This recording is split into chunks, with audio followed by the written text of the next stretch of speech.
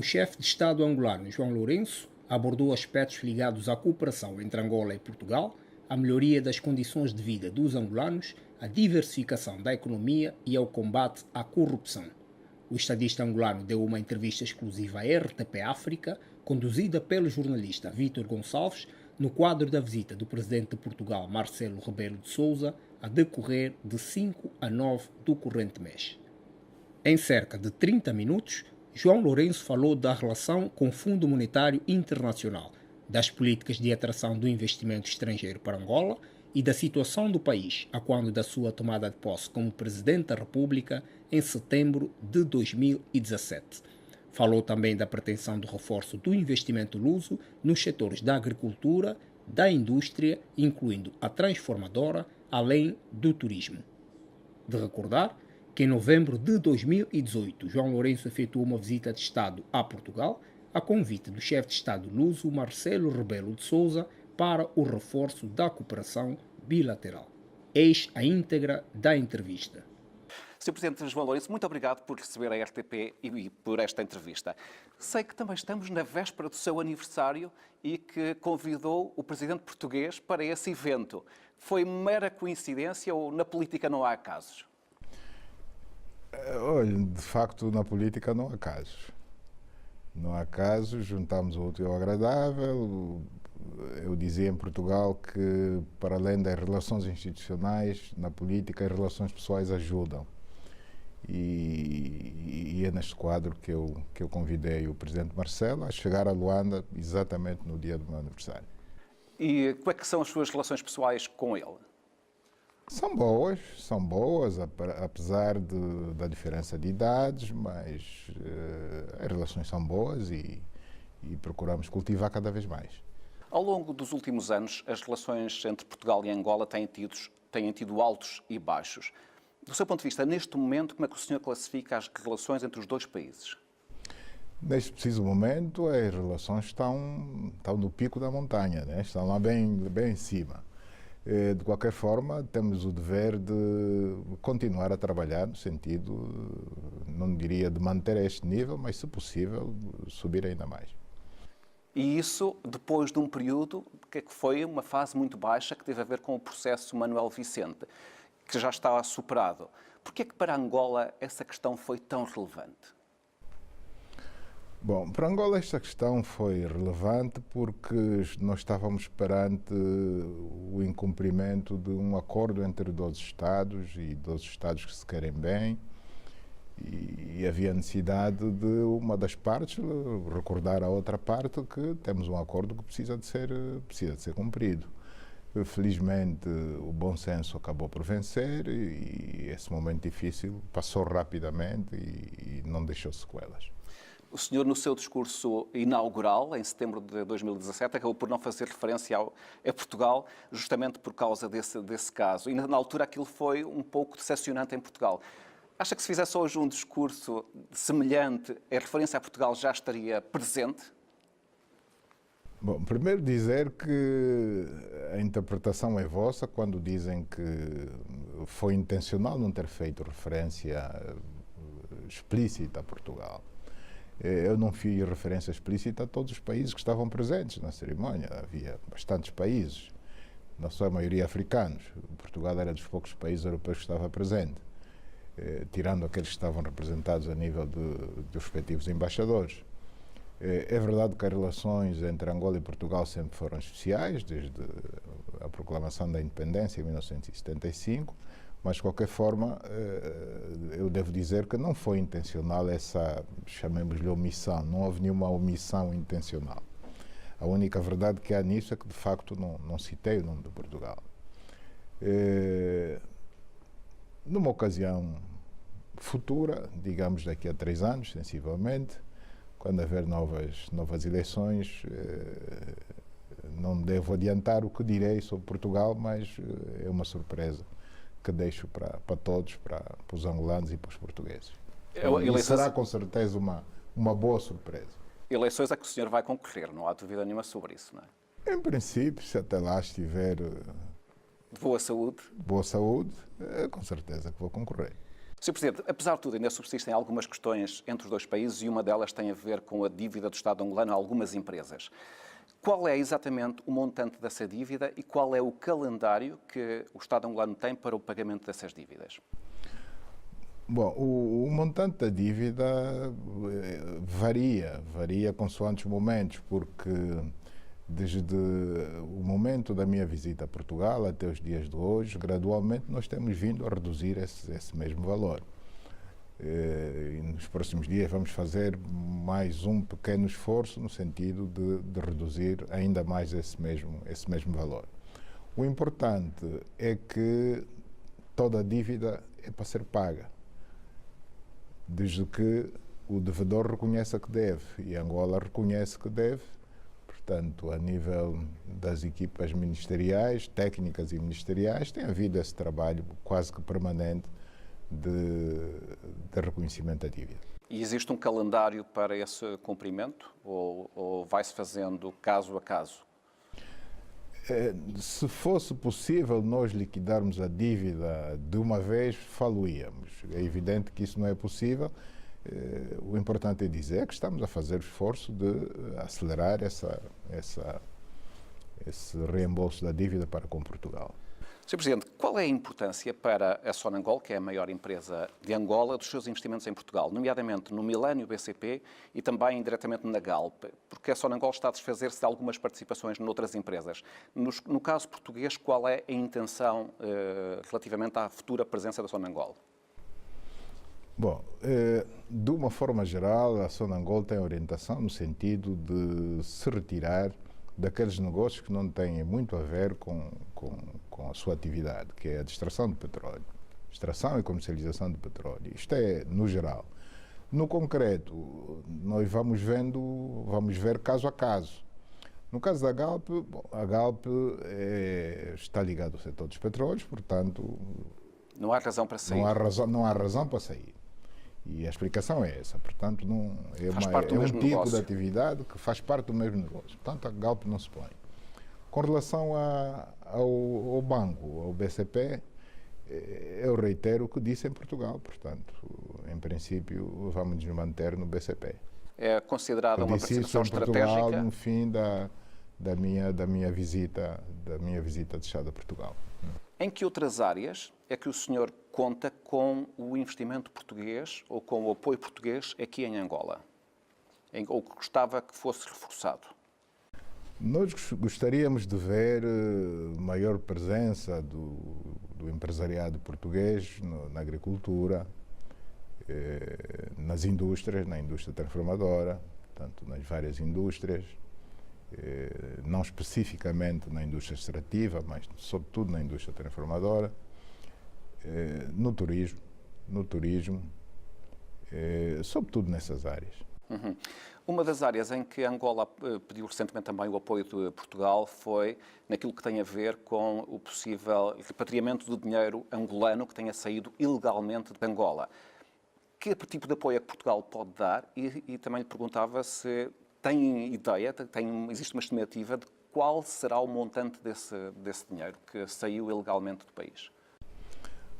Nós tratamos desta matéria quando da minha visita a Portugal, particularmente com o Primeiro-Ministro António Costa, que se comprometeu a ajudar-nos na medida do possível e nos moldes que nós acordamos. Portanto, quanto aos valores, preferimos não nos abrir por enquanto e, na devida altura, a opinião pública tomará conhecimento.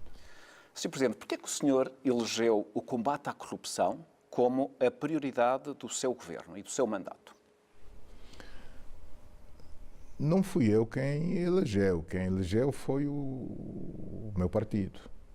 Portanto, uma das questões fundamentais que o MPLA defendeu durante a campanha, uma das promessas, um dos compromissos que o partido assumiu perante os eleitores e, consequentemente, perante os angolanos, foi precisamente a necessidade urgente de combate à corrupção. Isso tinha que haver alguma razão. Portanto, não foi por mero acaso que na sua agenda eleitoral, o MPLA escolheu o combate à corrupção como prioritário. É que concluiu-se na altura que os níveis de corrupção no nosso país tinham atingido níveis insustentáveis. Era preciso fazer-se alguma coisa, sob pena de afugentar o investimento privado estrangeiro, tão necessário para o desenvolvimento do nosso país. Portanto, eu, como bom soldado, o que estou simplesmente a fazer é cumprir aquilo que o meu partido me orientou a fazer. O senhor não acha que este é um combate de um homem só? É um combate do partido e é um combate que também tem o apoio das Forças Armadas, por exemplo? Não há um envolvimento nacional no combate à corrupção? Sim, este combate é um combate de todos. Embora a iniciativa tenha sido do partido pelo qual me elegi, né? Portanto fui candidato do MPLA, este é um combate do MPLA, é um combate de praticamente toda a sociedade. Portanto, toda a sociedade está envolvida. Várias instituições estão envolvidas, a sociedade civil, sim, particularmente a Justiça, a sociedade civil está envolvida e tem colaborado naquilo que lhe compete. E é uma questão de tempo, eu penso que temos a garantia de que esta batalha será vitoriosa. Mas o senhor ficou surpreendido com a dimensão da corrupção no aparelho de Estado? Ou era uma ideia que já tinha antes de chegar à presidência? Bom, é preciso que se diga que eu não sou alguém vindo de outro país, de outro planeta, de outro partido político. Eu sou parte do sistema. Cresci dentro do MPLA e, portanto, muito antes de vir cá parar à presidência da República, acompanhei tudo que foi sendo feito de bom e de mal pelo partido, pelo meu próprio partido. Portanto, não foi nenhuma surpresa, para dizer que não foi nenhuma surpresa. A única diferença é que, posto cá, acabei por ter a oportunidade de ter a dimensão real do quanto a corrupção em Angola representava. O senhor sabe que este combate mexe com interesses instalados. Chegou a falar no vespeiro. Está, digamos, convencido que é um combate que tem condições de vencer?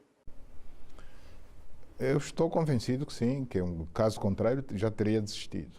Se não desisti, é porque estou preparado para a luta, sei que não estou sozinho e por não estar sozinho sinto-me estimulado a continuar a liderar esta luta. Eu só estou a liderar, eu não estou a fazer o combate, eu só estou a liderar. Portanto, é uma luta que é de todos. É difícil, devemos ser honestos em dizer que carece de muita coragem, da perca de muitas noites, mas pensamos ter os nervos de aço suficientemente fortes no sentido de levar este combate até ao fim, seja quais forem as dificuldades e as ameaças que possamos encontrar pelo caminho. Sr. Presidente, há alguns observadores que, relativamente a esta questão, pensam o seguinte: até que ponto é que isto é uma mudança profunda que se está a acontecer em Angola ou é apenas algo cosmético que poderá, daqui a uns tempos, práticas antigas poderão voltar com outras personalidades? Acha que há uma mudança que está a acontecer de práticas, de métodos, de cultura, que vai permitir que seja uma Angola nova em termos daquilo que é a relação com a corrupção? Bom, ninguém pode garantir que daqui para frente não haverá corruptos. Essa garantia ninguém dá. A única garantia que podemos dar é que poderá haver corruptos, mas não ficarão impunes. Portanto, a grande diferença não é haver ou deixar de haver corrupção. O problema é que antes havia corrupção e impunidades, essas duas categorias estavam praticamente casadas, e nesta nova era, se haver corruptos, e admito que possa haver, não haverá impunidade. Independentemente do ou nome não é descoberto, e independentemente do poder sim, de quem estejamos a falar. Ou não é descoberto, ou se for descoberto, não haverá impunidade. Independentemente de quem seja. Não há, digamos, intocáveis. Com certeza, isso já eu disse em determinada ocasião, creio que foi no Congresso Extraordinário que me elegeu como presidente do partido, que o tempo da impunidade tinha ficado para trás e que deixava de haver intocáveis no nosso país. A prática está aí para confirmar essa minha afirmação, porque há pessoas que hoje estão a contas com a justiça e que há 2 anos atrás era impensável falar-se sequer na possibilidade desses nomes estarem hoje com problemas com a justiça. Pelo seu poder, pelo poder que tinham na altura. Com certeza. Nos primeiros meses do seu mandato, o senhor afastou Isabel dos Santos da Sonangol. O seu irmão, Filomeno dos Santos, foi exonerado do Fundo Soberano de Angola e uma outra irmã foi afastada da gestão de um dos canais da TPA. O senhor não receia que o acusem de estar a ajustar contas ou a perseguir a família do antigo presidente? Bom, essas pessoas têm outros irmãos. Não são só 3 irmãos. Por que razão é que as medidas que acabou de citar, que foram tomadas contra eles, foram tomadas só contra esses 3? Não é perseguição a ninguém. E seria perseguição se os tocados fossem apenas eles. Mas há outras individualidades, outras figuras públicas, pessoas de peso, ministros. Generais? Esses não eram ministros, não eram generais. Então, se toca em ministros, se toca em generais, não se toca em cidadãos que, mesmo sendo filhos de quem são, não deixam de ser cidadãos comuns?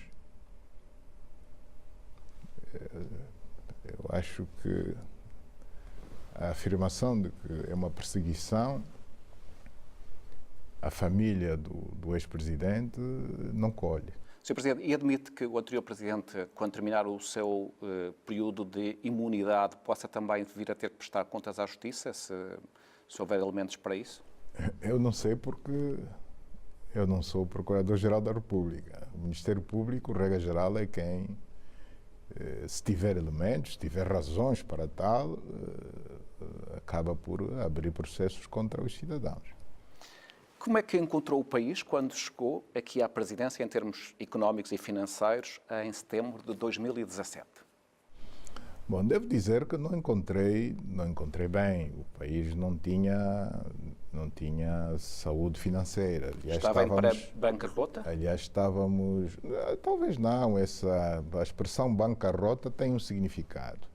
Talvez não tivéssemos chegado a esse ponto. Não chegamos, com certeza, mas estávamos num período de crise devido à falta da diversificação da nossa economia. O país tem pouca produção de bens exportáveis, portanto, de bens que possam angariar divisas. O petróleo vale cerca de 70% a 80% das exportações de Angola? Mais do que isso. Quase 90%? Quase 90%. E, portanto, isto é uma situação complicada. Porque cria uma grande dependência, não é? Cria uma grande dependência. Da oscilação dos preços do petróleo. E a luta que estamos a fazer neste momento é precisamente procurar diversificar a economia, criando um ambiente de negócios favorável ao investimento privado, quer nacional, quer estrangeiro, no sentido de desenvolvermos outras áreas da nossa economia para além do setor petrolífero. E ao fim de quase ano e meio de exercício, o senhor já tem resultados para apresentar, para nos dizer que a economia está hoje mais diversificada ou foram lançadas as sementes para estar mais diversificada no futuro? Isto ainda não é um trabalho acabado. Não posso dizer que a economia não seria correto dizer-se que a economia hoje já está mais diversificada, mas digamos que o caminho é este. O ambiente propício ao investimento está aí, foi criado em tempo recorde, em pouco mais de um ano. Combatemos os monopólios, estamos a fomentar, digamos, a concorrência entre as empresas. E com este novo ambiente temos a garantia de que é uma questão de tempo, vamos aumentar a cota do setor não petrolífero na economia nacional. E de novo, aí será sobretudo a agricultura e a indústria as grandes apostas do governo angolano? Ou teremos outras áreas? A agricultura, a indústria, as pescas, o turismo, sobretudo essas quatro que produzem riqueza, produzem emprego, portanto dão emprego e sobretudo produzem, digamos, produtos de exportação que podem pesar na capacidade de geração de divisas. Sr. Presidente, e quando é que isso, do seu ponto de vista, terá um reflexo direto na vida das pessoas, nomeadamente em termos de melhores condições de vida, de mais emprego, de um custo de vida mais moderado? Quando é que acha que os angolanos poderão ter melhores condições face à nova situação económica que o senhor quer pôr em prática?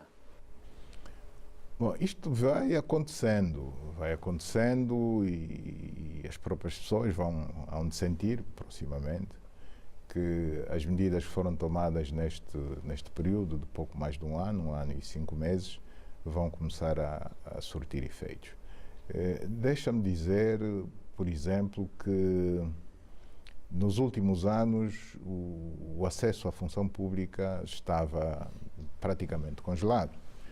E nós abrimos concursos de ingresso na função pública, nomeadamente em 2 setores importantes da vida da área social, a educação e a saúde. Mais professores e mais mais médicos, professores, mais enfermeiros? Portanto, foram pelo menos 20 mil professores que ingressaram o ano passado, pelo menos 20 mil, alguns na área da saúde. Portanto, só isso é um sinal evidente de que alguma coisa mudou.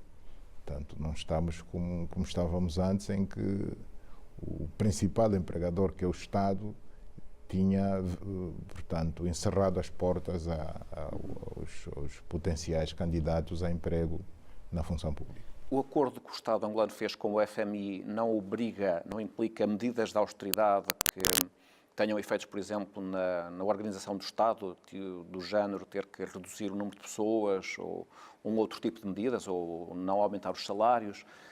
Essas medidas de austeridade que muitas vezes estão associadas a planos do FMI não vão acontecer em Angola ou vão acontecer?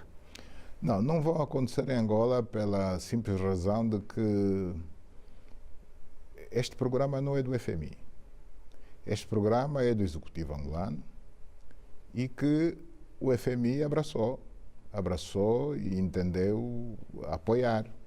Através da assistência financeira. Através da assistência financeira e não só, financeira e técnica. Técnica também. Técnica também.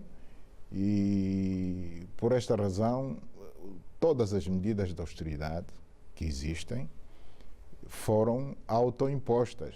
Ou seja, é o próprio Executivo angolano quem, mesmo antes de chamar o FMI, autoimpôs e acabou por depois merecer, digamos, o aval do credor, que neste caso o FMI. O FMI.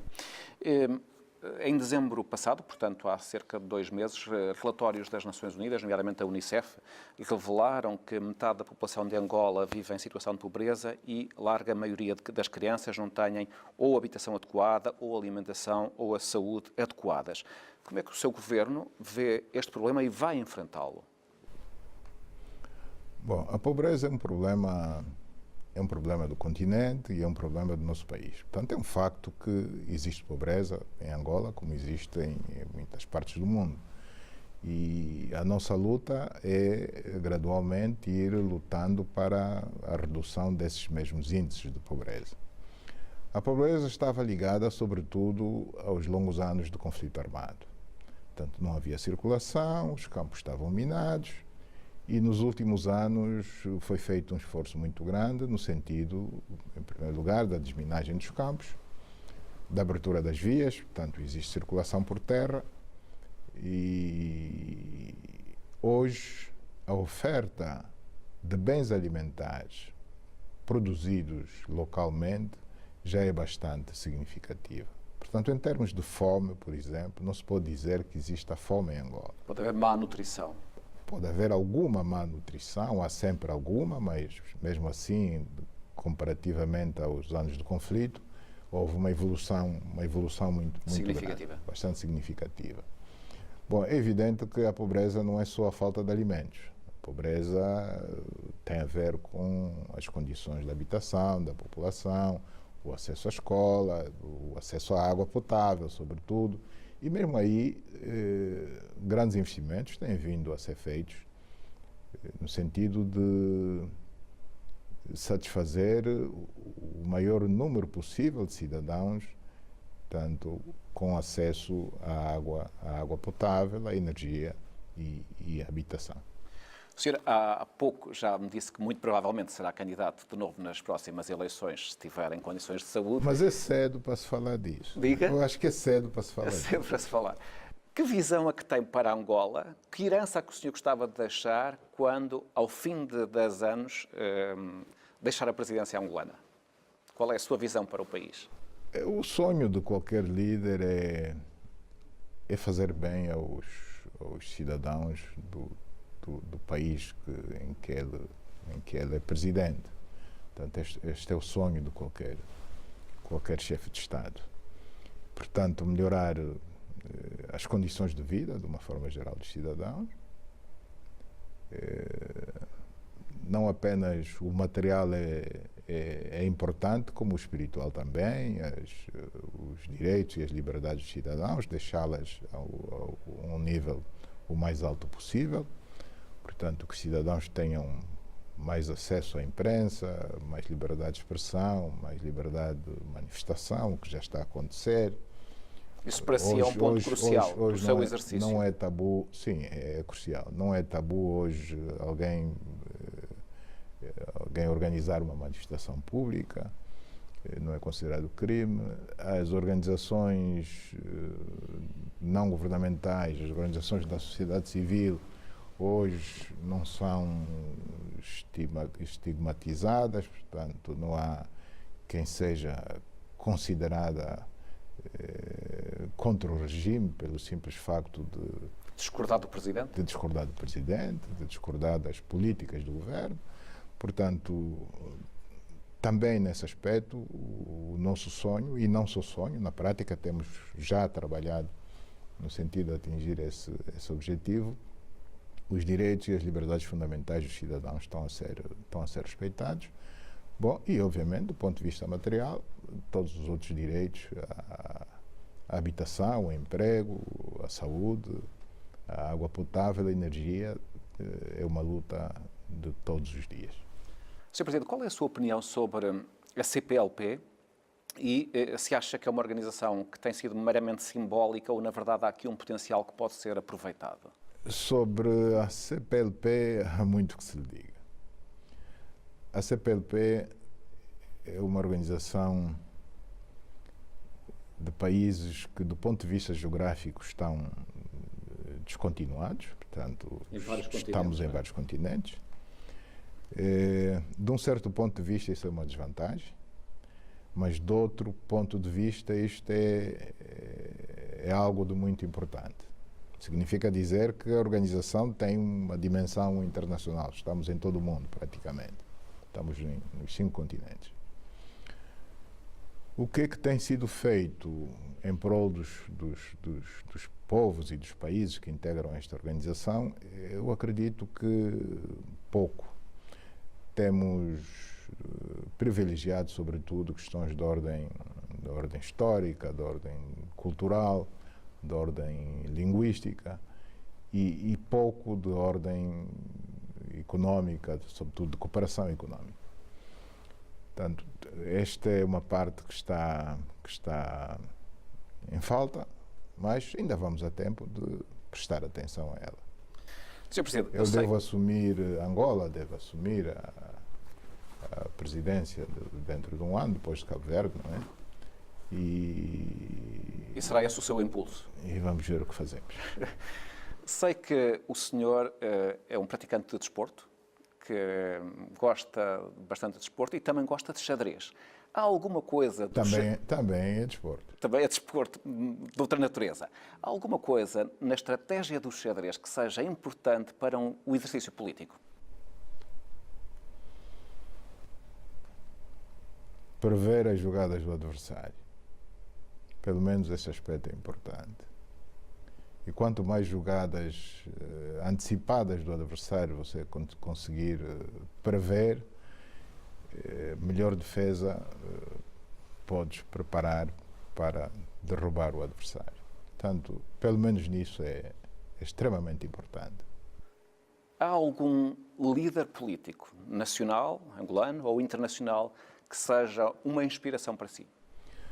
Eu não gosto muito de falar de pessoas sob pena de omitir outros. Portanto, apenas um é um bocado perigoso. Mas pode dizer 2 ou 3. Quem são assim as suas referências quando pensa num líder político que seja, cujo percurso tenha inspirado o seu próprio percurso? Bom, em primeiro lugar, a nível nacional, Agostinho Neto. Fundador, um dos fundadores. Fundador da nação. Que passou pelo que passou, por todas as vicissitudes da vida e conseguiu, portanto, liderar o seu povo para a independência. Para a independência. Digamos que foi o Moisés de Angola, não é? O Moisés de Angola que levou, digamos, o seu povo à terra prometida. Internacionalmente, corro o risco de discriminar alguém, mas há uns quantos líderes políticos que merecem o meu respeito, a minha consideração, nomeadamente aqui a nível africano, para além daqueles tradicionais pais da independência dos anos 60 e que são muitos, não é? São bastantes, pelo menos 5 ou 6. Mais recentemente, Nelson Mandela, pela coragem que teve pela capacidade que teve de perdão. Para mim, o grande mérito dele foi mais este. A capacidade de perdão que não é usual nos políticos. Nós virmos, se olharmos para a história, o povo judeu sofreu bastante durante o Holocausto e Israel persegue os seus algozes, persegue os nazis e colaboradores dos nazis até hoje, passados mais de 50 anos. E Nelson Mandela orientou o seu povo a não perseguir ninguém, antes pelo contrário. A fazer a paz, a perdoar aqueles que fizeram mal ao povo. Não a ele como pessoa, individualmente falando, mas os que fizeram mal ao povo sul-africano de uma forma geral. Portanto, esta capacidade de perdão deve ser reconhecida, aliás, está sendo reconhecida universalmente. As próprias Nações Unidas criaram um dia dedicado a Nelson Mandela, portanto, por alguma razão, o fizeram. Uma última questão, Sr. Presidente. O que é que o motiva, cada dia que o senhor entra aqui neste palácio, no seu gabinete, para mais um dia de trabalho? Qual é a motivação principal que o leva a exercer politicamente este lugar de presidente? Bom, a minha principal motivação é servir cada vez mais e melhor o povo angolano. Portanto, é o povo angolano que me colocou neste lugar com uma missão muito clara, a de governar o país, levar o país a bom porto. Portanto, se considerarmos que Angola é um navio, levá-lo a bom porto em todos os aspectos, é isso que estamos a procurar fazer todos os dias, com bastante esforço, trabalhando bastante, dormindo pouco, descansando pouco, mas não temos que nos lamentar por isso. Portanto, se aceitamos o desafio, é para encará-lo de frente, sem lamentações. Portanto, todas as dificuldades que encontrarmos, devemos considerá-las como normais, próprias do ofício. Conseguiremos superar a todas ou não, veremos. Quando chegarmos no fim do mandato, ainda é cedo para se fazer um balanço geral. Estamos apenas a 1 ano e 5 meses.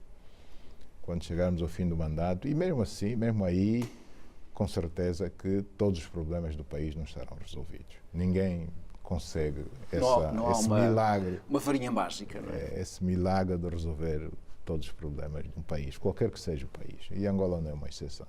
Sr. Presidente João Lourenço, agradeço ter-me concedido e à RTP esta entrevista. Gostei de conversar consigo e de o conhecer. Muito obrigado por nos receber aqui no Palácio Presidencial de Luanda. Angola tornou-se independente de Portugal a 11 de novembro de 1975. As relações diplomáticas entre os dois países iniciaram-se no mesmo ano.